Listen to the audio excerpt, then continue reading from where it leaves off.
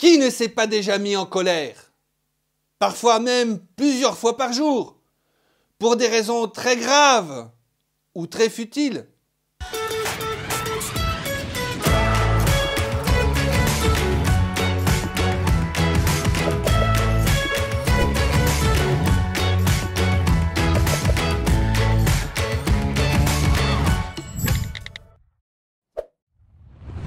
Hélas, nous ne sommes pas tous égaux devant la colère. Certains gardent facilement leur calme, d'autres se laissent enflammer à la moindre contrariété. Si vous êtes d'un naturel colérique et que vous vous enflammez plusieurs fois par jour, vous pensez peut-être qu'il n'y a rien à faire. Ne vous inquiétez pas, la cause n'est pas désespérée.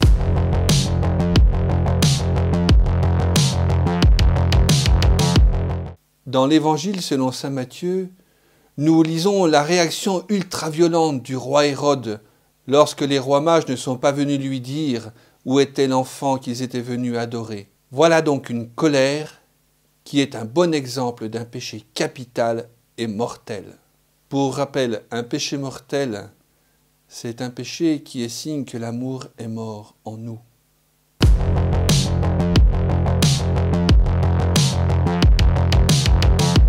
Mais l'Écriture sainte nous dit aussi que Dieu s'est mis en colère contre son peuple et contre ses mauvaises actions. Et l'Évangile de Saint Jean nous rappelle cet épisode célèbre où Jésus a chassé les marchands du temple de Jérusalem en se faisant un fouet avec des cordes. Jésus a donc, comme nous, éprouvé la colère. Et pourtant, nous croyons dans la foi que Jésus n'a jamais péché. Et lui-même a dit « Tout homme qui se mettra en colère contre son frère devra passer en jugement ». Il y a donc alors une bonne et une mauvaise colère?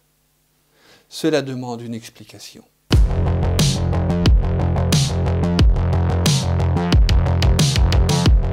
La colère qui monte en nous est un signal d'alarme pour nous dire, pour nous indiquer que quelque chose ne va pas. Là, il nous appartient encore de choisir et de savoir pourquoi et comment réagir. Vous me direz, c'est simple.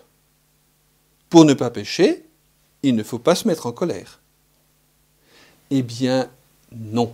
En effet, dans la Somme de théologie, saint Thomas d'Aquin écrit que se mettre en colère n'est pas toujours un mal.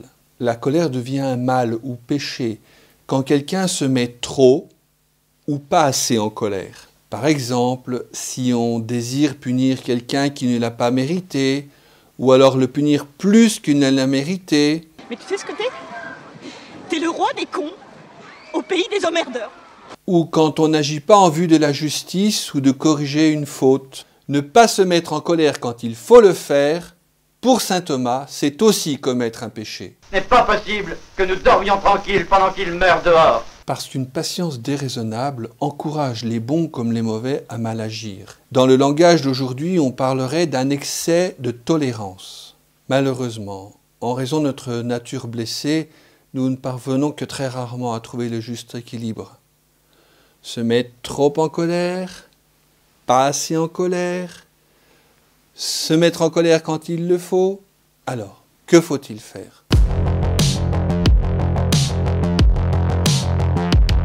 L'apôtre saint Paul écrit dans la lettre aux Éphésiens « Aucune parole mauvaise ne doit sortir de votre bouche, mais s'il y en a besoin, dites une parole bonne et constructive, bienveillante pour ceux qui vous écoutent. En vue du jour de votre délivrance, vous avez reçu en vous la marque du Saint-Esprit de Dieu, ne le contristez pas. Faites disparaître de votre vie tout ce qui est amertume, emportement, colère, éclat de voix ou insulte, ainsi que toute espèce de méchanceté. Soyez entre vous pleins de générosité et de tendresse. Pardonnez-vous les uns aux autres, comme Dieu vous a pardonné dans le Christ. » La victoire sur la colère s'obtient par le pardon, la douceur et la patience.